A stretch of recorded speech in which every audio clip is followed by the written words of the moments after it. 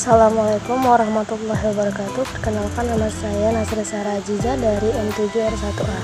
Saya akan mempresentasikan tentang analisis rasio keuangan. Rasio keuangan itu adalah suatu penilaian untuk menganalisa prestasi operasi perusahaan, di mana bisa dikatakan juga dengan kerangka kerja perencanaan dan pengendalian keuangan.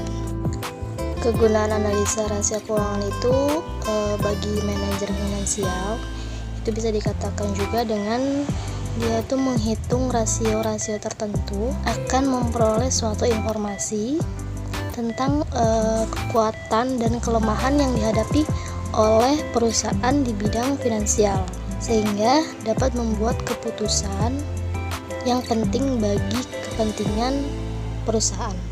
Ada beberapa macam analisa rasio, yaitu ada 4. Yang pertama ada rasio likuiditas, yang kedua ada rasio leverage, yang ketiga ada rasio aktivitas, dan yang keempat ada rasio keuntungan.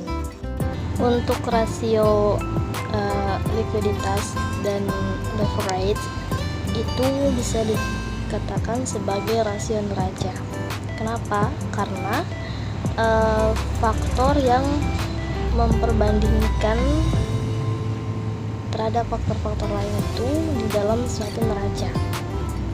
Ada rasio aktivitas, itu bisa dikenal dengan istilah interstatement ratio. Kenapa? Karena faktor yang diperbandingkan adalah faktor-faktor yang terdapat dalam laba rugi dengan faktor yang terdapat dalam neraca.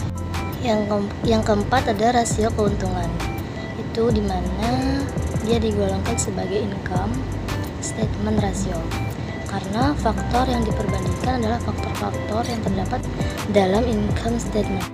Selanjutnya ada debit to total asset ratio, itu mengukur prestasi total dana yang dipenuhi dan dibiayai dengan biaya hutang.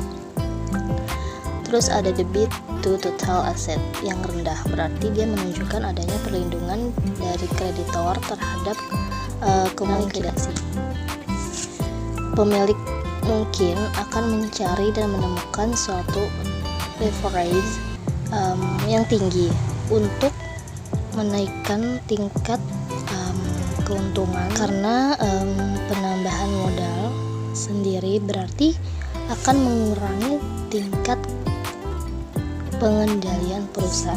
Ada time interest earned ratio, itu adalah rasio antara laba sebelum bunga dan pajak dengan beban bunga yang mengukur seberapa besar keuntungan dapat berkurang tanpa mengakibatkan adanya kesulitan keuangan karena perusahaan tidak mampu membayar bunga. Ada contoh neraca perusahaan per 31 Desember, yaitu ada kas senilai 100.000, ada efek-efek 150.000, ada piutang 50.000, ada inventory itu 200.000. Kita totalin semuanya, jadi aktiva lancar itu sekitar 500.000. Ditambah aktiva tetapnya itu 1.500.000, jadi total aset itu semua 2 juta. Selanjutnya ada laporan laba rugi perusahaan A per 31 Desember. Yang pertama ada penjualannya itu sekitar 4 juta. Terus harga pokok barangnya itu yang terjual itu sekitar 2.500.000. Jadi sama dengan laba kotornya itu sekitar dikurang jadi 1.500.000. Terus biaya-biaya administrasi penjualan dan biaya-biaya umum itu sekitar 950.000. Jadi total semuanya itu laba usaha itu sekitar 550.000. Dibagi bunga 10% dari obligasi senilai 50.000. Jadi laba sebelum pajak itu jumlahnya 500.000. Diambil pajak pendapatan senilai 250.000. Jadi laba setelah pajaknya itu 250.000.